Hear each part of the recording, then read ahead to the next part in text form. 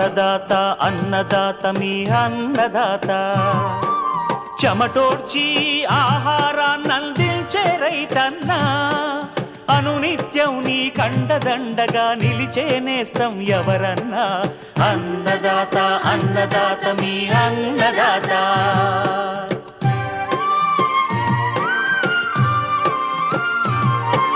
నూతన రీతుల సాగుబడికి నూరింతలు పెరిగే దిగుబడికి సూచనలిచ్చే సస్య రక్షణకు పశు పోషణకి శాస్త్ర విజ్ఞానం అందించి ముందుకు నడిపే తెలుగు రైతు భారతదేశానికి మకుటం అయ్యేలా తీర్చిదిద్దే ఆశయంతో మిమ్ము మేలు కొలిపేది అన్నదాత అన్నదాత అన్నదాత మీ అన్నదాత అన్నదాత అన్నదాత మీ అన్నదాత. అన్నదాత ప్రేక్షకులకు నమస్కారం. ఈనాటి ముఖ్యాంశాలు: ఉత్తర కోస్తాలో ఖరీఫ్ వరిలో ఎరువులు నీటి యాజమాన్యం, వర్షాకాలం గొర్రెల్లో వ్యాధులు వ్యాపించకుండా తీసుకోవాల్సిన జాగ్రత్తలు, ఇంకా జై కిసాన్ వ్యవసాయ సమాచారం.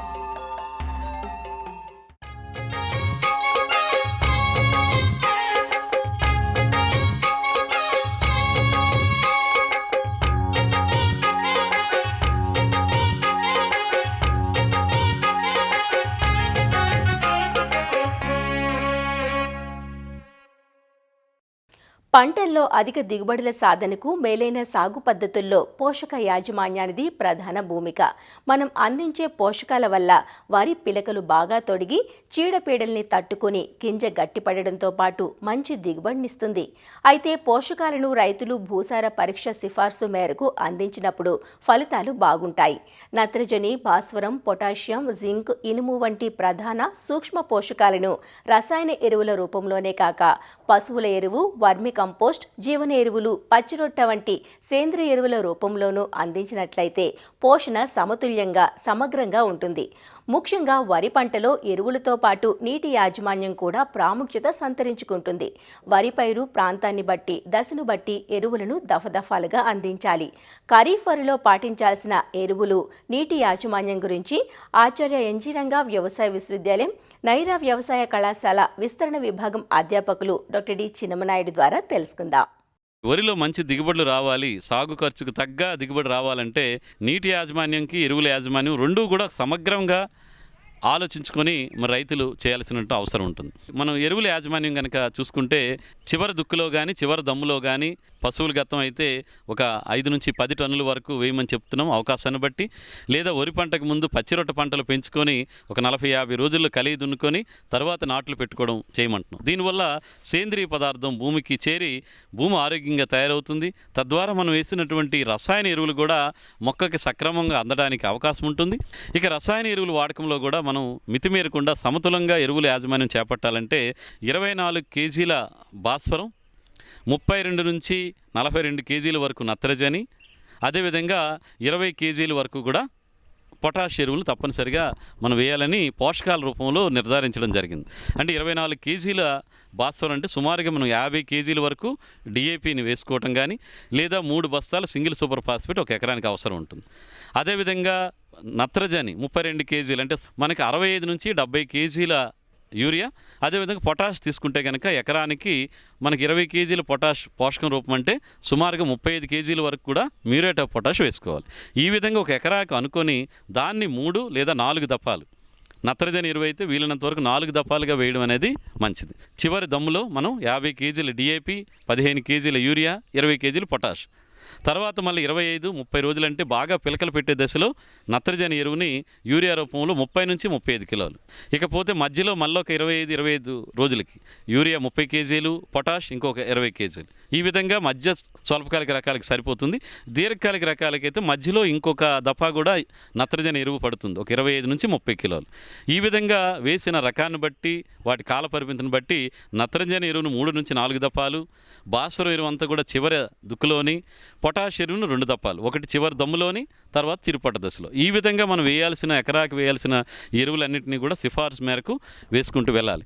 ఎక్కడైతే కొన్ని ప్రాంతాల్లో జింకు లోపం ఉంటుంది, ఆ జింకు లోపం ఉండే దగ్గర చివరి దమ్ములోనే, అంటే భాస్వరం వేయడానికి 2 రోజులు ముందుగానే మనం కనుక ఈ జింక్ సల్ఫేట్ ఎకరానికి 20 కేజీలు వేసుకుంటే ఆ పొలాల్లో జింకు లోపం అనేది సవరించబడి పొలాల్లో జింకు లోపం రాకుండా ఉండి మనం వేసిన స్థూల పోషకాలన్నీ కూడా బాగా అందడానికి ఆస్కారం ఉంటుంది. ఇకపోతే ఎరువులు వేసిన ప్రతిసారి కూడా మనం తప్పనిసరిగా నీరు ఉండాలి, తేమ ఉండాలి తప్పనిసరిగా.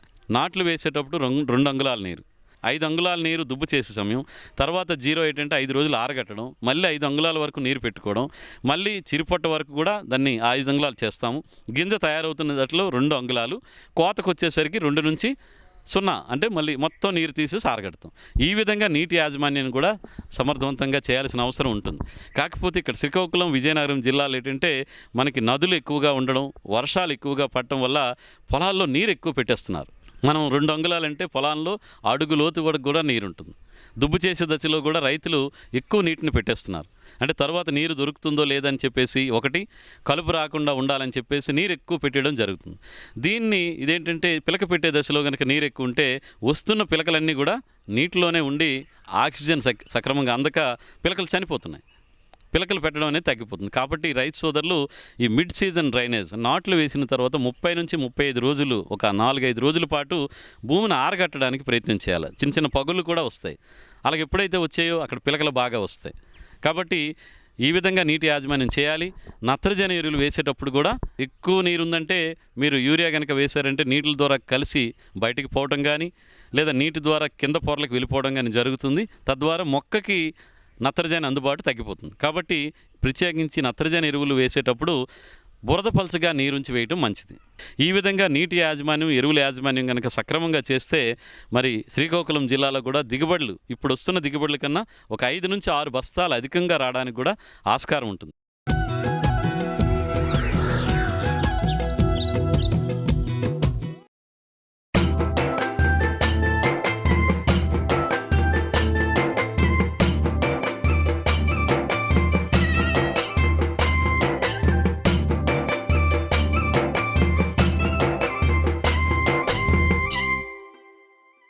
వర్షాకాలం అంటేనే వ్యాధుల కాలం.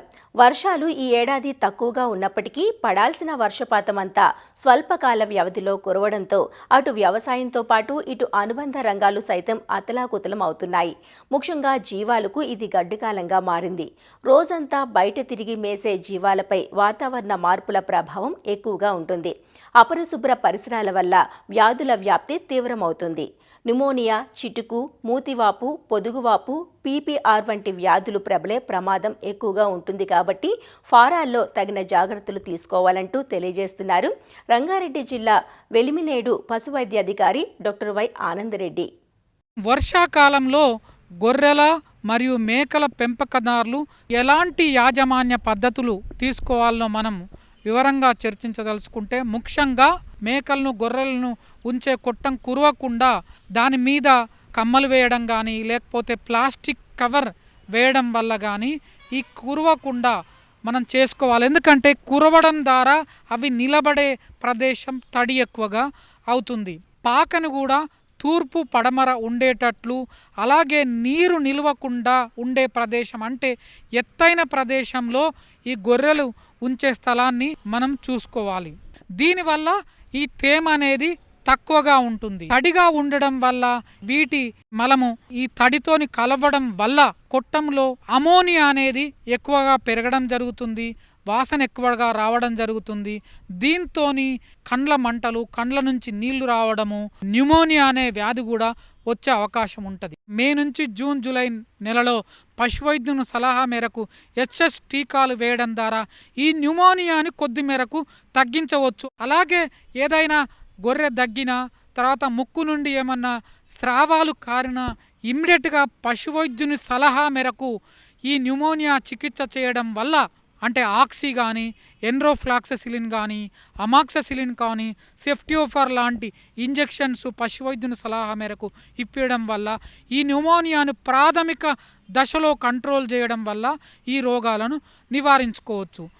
తర్వాత ఈ తడి, మట్టి, మూత్రం ఇలాంటివి కలవడం ద్వారా బ్యాక్టీరియాతో పాటు కాక్సీడియా అనేది కూడా వృద్ధి చెందడం జరగడం వల్ల గొర్రె పిల్లలలో ఎస్పెషల్లీ కాక్సీడియోసిస్ అనే వ్యాధి, సాల్మనెల్లా, ఈకోలే వ్యాధులు ఎక్కువగా వచ్చే అవకాశం ఉంటాయి. అలాగే ఈ తడి ఉన్న ఆ మట్టి అట్లాంటివి తెలవకుండా తినడం ద్వారా ఈ గొర్రెలకు అంతర పరాన్నజీవులు కూడా పెరగడం జరుగుతుంది. ఈ తడి ఉన్న ప్రదేశంలో గొర్రెలు ఎక్కువగా నిలవడం ద్వారా గొర్రెల గిట్టలు ఎప్పుడుగా తడుస్తూ ఉంటాయి. ఈ డెక్కెల మధ్యన తడి ఉండడం వల్ల బ్యాక్టీరియా, సూక్ష్మక్రిములు పెరగడం వల్ల ఫుట్ రాట్ లాంటి రోగాలు ఎక్కువగా వచ్చే అవకాశం ఉంటుంది. ఈ వర్షాకాలంలో గడ్డి సడన్గా రావడం జరుగుతుంది. ఒకవేళ 2 వర్షాలు పడి సడన్గా వర్షం తగ్గితే ఆ గడ్డి ఆరిపోతే ఈ ఆరిపోయిన గడ్డిలో తీపి పదార్థాలు ఎక్కువగా ఉంటాయి. ఇవి మేసిన గొర్రెలకు చిటుక వ్యాధి కూడా వచ్చే అవకాశం ఉంటుంది. కాబట్టి వర్షాకాలం ముందే గొర్రెల మేకల పెంపకదారులు జూన్ 1st వీక్లో చిటుక వ్యాధి టీకాలు కంపల్సరీ గొర్రెలకు ఇప్పించడం వల్ల ఈ రోగాన్ని నిర్మూలించవచ్చు. ఈ వర్షాకాలం స్టార్ట్ కాగానే దోమలు, గోమార్లు, పిడుదులు ఇట్లాంటివి కూడా వాటి సంతతిని విపరీతంగా పెరగడం జరుగుతుంది. ఈ దోమల ద్వారా గొర్రెలకు, మేకలకు కొన్ని రోగాలు వ్యాపిస్తాయి. దీనిలో అతి ముఖ్యమైన రోగము మూతివాపు రోగము. ఈ మూతివాపు రోగము సోకిన గొర్రె జ్వరం విపరీతంగా ఉండి నీలి నాలుక, అంటే నాలుక అనేది ఇన్ఫ్లమేషన్ కావడం వల్ల నీలి నాలుక వ్యాధి వచ్చి కాళ్ళు కుంటడము, డెక్కెలలో పుండ్లు పడడము, తర్వాత న్యూమోనియా గురి కావడము, కండరాలు నొప్పి రావడం ద్వారా మేత సరిగ్గా మేయకపోవడము. ఈ మూతివాపుతోని దాదాపు ఒక 10 నుంచి 15% మరణాలు గొర్రెలలో, మేకల్లో ఉంటుంది. కాబట్టి జూన్ ఎండింగ్లో మూతివాపు టీకాలు ప్రతి గొర్రెకు వేయడం ద్వారా ఈ మూతివాపు రోగాన్ని నివారణ చేసుకోవచ్చు. నెక్స్ట్ ఈ వర్షాకాలంలో చిన్న పిల్లలలో, ఎందుకంటే ఈ మురికి నీళ్లు తాగడము, ఎక్కడ పడితే ఆ తడిలో ఎక్కువ ఉండడం వల్ల, తర్వాత హ్యూమిడిటీ ఎక్కువగా ఉండడం వల్ల ఈ PPR, దీన్నే పారుడు రోగము, ఈ వ్యాధి కూడా ఎక్కువగా ఈ పిల్లలకు వస్తుంది. కాబట్టి ఈ వర్షాకాలంలో 3 నెలలు దాటిన ప్రతి పిల్లకు ఈ PPR రోగ నిరోధక టీకాలు వేయడం ద్వారా ఈ పారుడు రోగాన్ని నిర్మూలన చేయవచ్చు. తడిలో ఎక్కువ పడుకోవడం వల్ల పాలిచ్చే గొర్రెల్లో పొదుగువాపు వ్యాధి కూడా ఎక్కువగా వస్తుంది. ఇది ప్రాథమిక దశలో కనిపెట్టి ఇమ్మీడియట్గా పశువైద్యుని సలహా మేరకు ఈ పొదుగువాపు మందులు ఇప్పిస్తే నిర్మూలన చేయవచ్చు. పశువైద్యుని సలహా మేరకు ఈ దోమలకు, తర్వాత టిక్స్కు, గోమార్లకు ఇట్లాంటివి వాటికి సైపర్మెత్రిన్ కానీ, తర్వాత అమిట్రాజ్ కానీ మందును తగు మోతాదులో గొర్రెల, మేకలపై స్ప్రే చేయడం ద్వారా, లేకపోతే ఐవర్మెక్టిన్ అనే ఇంజెక్షన్ ఇప్పించడం వల్ల బాహ్య పరాన్న జీవులను కూడా నిర్మూల చేయవచ్చు. ఇలాగ ఈ వర్షాకాలంలో నాసల్ బ్లోడ్స్, ముక్కు లోపల పురుగులు విపరీతంగా చేరడం వల్ల ఈ ముక్కు అనేది కారణం జరుగుతుంది. ఇవి ఉంటే పశువైద్యుని సలహా మేరకు ఈ నాసల్ బోర్డ్స్ అగనెస్ట్గా ఐవర్మెక్టిన్ ఇంజెక్షన్, రఫాక్సనేడ్ మందు కూడా తాపించుకోవడం చేయాలి. అలాగే ఈ వర్షాకాలంలో గడ్డి మేస్తప్పుడు కూడా కొంచెం నీరు కూడా శరీరంలోకి పోతుంది. కాబట్టి అది ఈ జ్యూసీ లీవ్స్ ఎక్కువగా తినడం వల్ల గొర్రెలు, మేకలు వర్షాకాలంలో పారుకోవడం ఎక్కువగా ఉంటుంది. పశువైద్యుని సలహా మేరకు నట్టల మందులు వాడించుకోవాలి.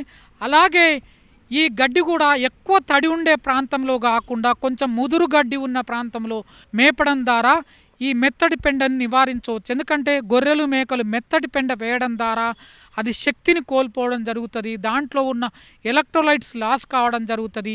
వీలైతే ఈ వర్షాకాలంలో కొంచెం ఎండుగడ్డిని కూడా ఇవ్వడం వల్ల ఈ మెత్తటి పెండని రాకుండా చూసుకోవచ్చు. ఈ వర్షాకాలంలో దానపై ఫంగస్ బూజు చేరడం జరుగుతుంది. దీంట్లో అఫ్లటాక్సిన్స్ అనేటివి కూడా ఉంటాయి.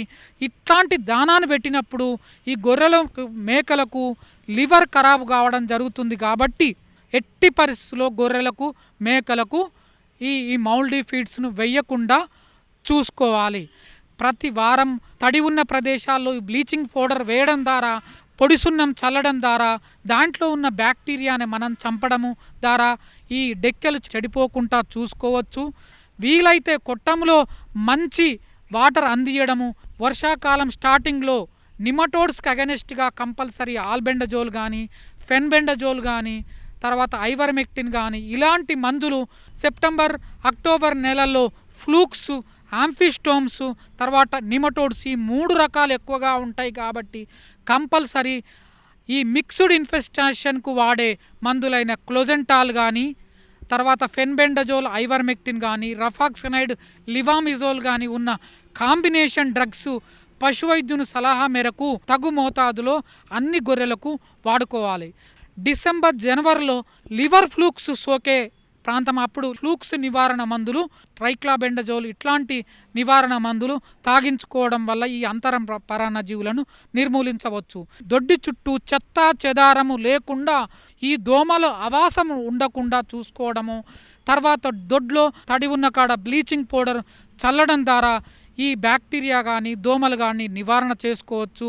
ఈ వర్షాకాలంలో గొర్రెల మేకల పెంపకదారులు చేయవలసిన అతి ముఖ్యమైన పని గిట్టల సంరక్షణ. ఎందుకంటే ఈ వర్షాకాలంలో గొర్రెలకు మేకలకు అతి సాధారణంగా వచ్చే వ్యాధి గిట్టపుండు వ్యాధి. దీని నివారణకు ముఖ్యంగా వర్షాకాలం ముందే పెరిగిన డిక్కెల్ని కట్ చేయాలి. ఆ డెక్కెలు సమతలంగా ఉండేటట్లు చేసుకోవాలి. అలాగే ఈ డెక్కెల మధ్యన పుండ్లు పడకుండా అతి ముఖ్యంగా ఏంటంటే పశువు దొడ్డి దాటే ముందు ఒక సిమెంట్ తొట్టి కట్టుకొని 10% కాపర్ సల్ఫేట్ కానీ, 10% జింక్ సల్ఫేట్ కానీ, లేకపోతే 3% ఫార్మలిన్ ద్రావణాన్ని వేసి ప్రతి 2-3 రోజులకు కానీ, వారానికి ఒకసారి కానీ ఈ ఫుట్ బాతింగ్ చేయడం వల్ల దాదాపు 70% ఈ కాలుకుంటు సమస్య నివారణ చేసుకోవచ్చు. అవసరమైతే తొలి దశలనే పశువైద్యుని సలహా మేరకు పెన్సిలిన్ టీకాలు కానీ, ఇంజెక్షన్స్ కానీ, లేకపోతే టెట్రాసైక్లిన్ కానీ, సెఫ్టియోఫర్ సోడియం ఇంజెక్షన్స్ ఇప్పించడం వల్ల ఈ కాలి పుండు సమస్య తొలి దశలోనే నివారణ చేసుకోవచ్చు. ఒకవేళ ముదిరిన వరకు కాలిపుండు సమస్యను పట్టించుకోకుంటే అవి కాలి గిట్ట చెడి విపరీతంగా గొర్రెలకు కుంటుడు వచ్చి ఆర్థిక నష్టం కూడా రైతుకు కలుగుతుంది.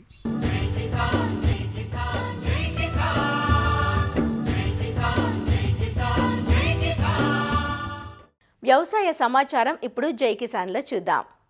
ఉమ్మడి గుంటూరు జిల్లాలో ఖరీఫ్ సాగు పనులు ఊపందుకున్నాయి. గత వారంలో వర్షాలు విస్తారంగా కురవడంతో పొలం పనులకు అనువైన వాతావరణం ఏర్పడింది.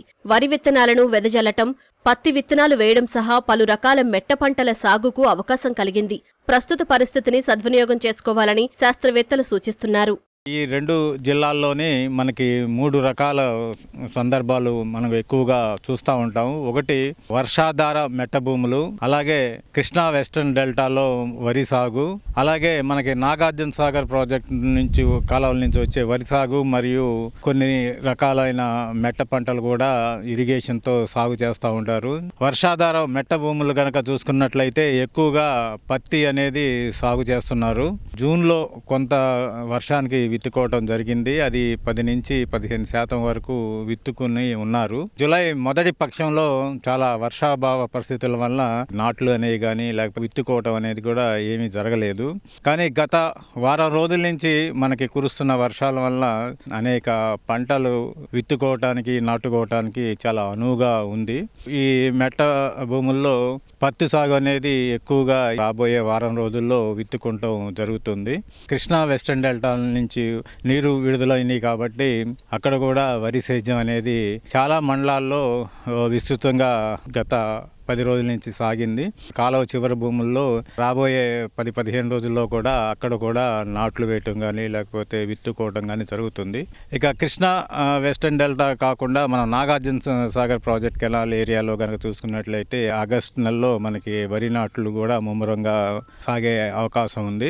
ఖరీఫ్ వేసే పంటలకి విత్తుకోవడానికి అలాగే ఆల్రెడీ కొంత పంట వేసి ఉన్నారు జూన్లో. ఆ పంటలు కూడా ఈ వర్షాల వల్ల పంటలకి మంచి మేలు జరిగే అవకాశం ఉంది. రాబోయే ఈ వారం 10 రోజుల్లో ఈ 2 జిల్లాల్లో కూడా దాదాపు ఖరీఫ్ పంటలు అన్నీ పూర్తయ్యే అవకాశం చాలా ఎక్కువ ఉంది. కాబట్టి రైతాంగం మంచి వంగడాలని పత్తిలో కానీ కందిలో కానీ అపరాల్లో కానీ వరిలో కానీ మంచి వంగడాలని సెలెక్ట్ చేసుకుని ఈ ఖరీఫ్కి సమాయత్తం అయితే రాబోయే రోజుల్లో మంచి పంట అని ఆశించే అవకాశం ఉంది. ఉమ్మడి గుంటూరు జిల్లాతో పాటు ప్రకాశం జిల్లాలోనూ రబీ సీజన్లో అధిక విస్తీర్ణంలో రైతులు శనగ పంట పండిస్తారు. అయితే ఇందుకోసం ఖరీఫ్ సీజన్ మొత్తం పొలాలను ఖాళీగా ఉంచుతున్నారు. ఖరీఫ్ సీజన్లో పంటలు సాగు చేస్తే శనగ పంట బాగా పండదన్న అపోహ రైతుల్లో ఉంది. అయితే ఇది వాస్తవం కాదని శాస్త్రవేత్తలు చెబుతున్నారు. జూన్ నుంచి అక్టోబర్ వరకు పొలాలను ఖాళీగా ఉంచకుండా పెసర, మినుము, సోయాబీన్ తదితర పంటలను సాగు చేసుకోవాలని, దీంతో శనగ వేసేలోపు కనీస ఆదాయంతో పాటు ఈ పంటల సాగుతో భూసారం మెరుగుపడుతుందని సూచిస్తున్నారు. శనగ పంటని ఎక్కువగా ప్రకాశంలో బాగా సాగు చేసేవారు. గుంటూరు, పల్నాడు, బాపట్ల జిల్లాలకు కూడా శనగ పంట బాగా వ్యాప్తి చెంది పల్నాడు జిల్లాలో అయితే దాదాపు 16,000 హెక్టార్లలో శనగ నార్మల్ ఏరియా ఉంది. అంటే సుమారుగా 40,000 ఎకరాలు దాదాపు శనగ నార్మల్ ఏరియా ఉంది. కానీ ఈ శనగని సాగు చేసేటప్పుడు రైతు సోదరులు ముఖ్యంగా నవంబర్లో వేసుకుంటున్నారు. జూన్ నుంచి అక్టోబర్ వరకు పొలాల్ని ఖాళీగా అట్టి పెడుతున్నారు. రైతు సోదరులో ఒక అపోహ ఏంటంటే ముందు పంట వేస్తే కనుక శనగకి దిగుబడి తగ్గుతుందని. ఇది కేవలం అపోహేనండి. ఎందుకంటే శనగ విత్తుకునేటప్పుడు 3-4 దుక్కులు వర్షం పడి విత్తుకున్నట్లయితే ఆ తర్వాత మంచు మీదే పెరుగుతుంది. ఈ శనగ పంట ముందు స్వల్పకాలిక రకాలైనటువంటి పెసర కానీ, మినుము కానీ, కొర్ర కానీ, లేకపోతే సోయా చిక్కుడు కానీ ఈ రకాలని సాగు చేసుకున్నట్టయితే అదనపు ఆదాయం పొందుతుంది. పెసరలో అయితే కనుక స్వల్పకాలిక రకాలు 3 రకాలు ఉన్నాయండి. LGG 607, WGL 42, GGG1 అనే రకం ఉంది. GGG1 55 రోజులు, 607 65 రోజులు, WGL 42 కూడా సుమారుగా 65 రోజుల్లో వచ్చేస్తుంది. మినుము విషయంకి వచ్చేసరికి PU31 70 రోజుల్లోకి వస్తుంది. TBG 104 అనేది 75 రోజుల్లోకి వస్తుంది. సోయా చిక్కుడు అనేది LSB1, LSB2 ఇవి 70-75 రోజుల్లో వచ్చేస్తాయి.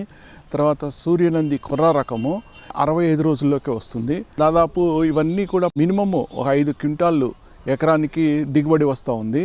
సో కాబట్టి ఈ శనగ వేసే రైతులు జనరల్గా మినిమం 4-5 ఎకరాలు వేసుకుంటూ ఉంటున్నారు. కాబట్టి ₹1,00,000 అదన ఆదాయము ఈ 3 నెలల్లో 4 నెలల్లో పొందే అవకాశం ఉంటుంది. తర్వాత స్వల్పకాలిక పప్పు జాతి రకాలు ఈ ఏంటువంటి మినుము కానీ, పెసర కానీ, సోయా చిక్కుడు కానీ వేసుకున్నట్లయితే భూసారం కూడా పెరుగుతుంది. ఎందుకంటే వాటి వేళ్లలో బుడిపెల్లో రైజోబియం పెరిగి నత్రజనిని స్థిరీకరించి మొక్కకు అందజేస్తూ కొంచెం నేలకు కూడా వస్తుంది. తర్వాత నేల గూర్ల బారిపోతుంది. తర్వాత మళ్ళీ రోటవేటర్ వేసినట్టయితే ఆర్గానిక్ మ్యాటర్ కూడా యాడ్ అవుతుంది. కాబట్టి ఈ రైతు సోదరులు అందరూ కూడా మా మెనూ ఏంటంటే శనగ ముందు స్వల్పకాలిక రకాలు సాగు చేసుకుని అదనపు ఆదాయం పొందుతారని ఆశిస్తున్నాను. ప్రస్తుతం నాగార్జునసాగర్ జలాశయంతో పాటు ఎగువ రాష్ట్రాల్లో మంచి వానలు కురవడంతో కృష్ణానది పరివాహకంలో జలాశయాలన్నీ నిండాయి. దీంతో ఈ జలాశయాల పరిధిలోని అన్ని కాలువలకు సాగునీరు విడుదల చేయడానికి అవకాశం ఏర్పడిందని అధికారులు చెబుతున్నారు.